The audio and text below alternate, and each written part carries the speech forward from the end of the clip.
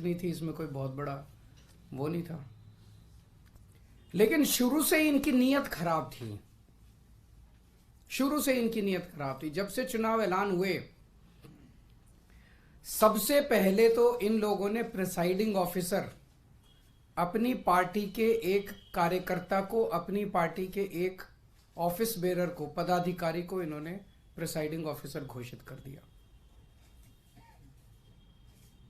उसके बाद जब चुनाव की तारीख तय हुई, 18 जनवरी को चुनाव था, अचानक 18 जनवरी को इनका पदाधिकारी जो था, ये प्रिसाइडिंग ऑफिसर, ये बीमार, बोला मैं बीमार हो गया, अस्पताल में चला गया और चुनाव इंडेफिनेटली टाल दिए गए।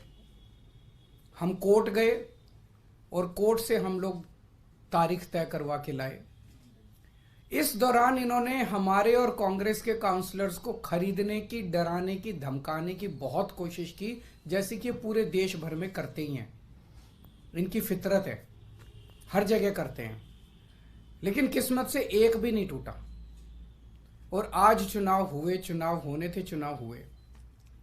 कोर्ट के डायरेक्शंस के बावजूद इन लोगों ने जो बदमाशी की, हम सब देखते हैं कि चुनाव तो हुआ, लेकिन जब चुनाव की वोटों की गिनती होती है, चाहे राज्य स्तर का चुनाव हो, चाहे देश का चुनाव हो, गिनती मशीन का नंबर बताया जाता है, दिखाया जाता है। उसके बाद वोट जब उसको टोटल किया जाता है, मशीन का दिखाया जाता है, भाई किस पार्टी को कितने वोट मिले, सब कुछ दिखाया जाता है। और सारी पार्टियों के एजेंट बाकायदा अच्छे से देखते हैं।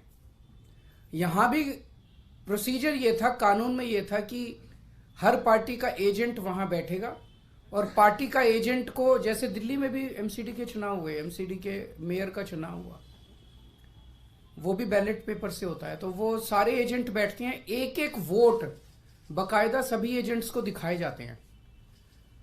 अगर किसी एजेंट को कोई आपत्ति करनी हो, भाई ये वोट इनवैलिड है, तो वो सबको दिखाया जाता है। अगर कोई एजेंट कहता है ये वोट इनवैलिड है, सबको दिखाया जाता है, सब उस पर अपने अपने तर्क देते हैं और प्रिसाइडिंग ऑफिसर अपनी उस पर रूलिंग देता है।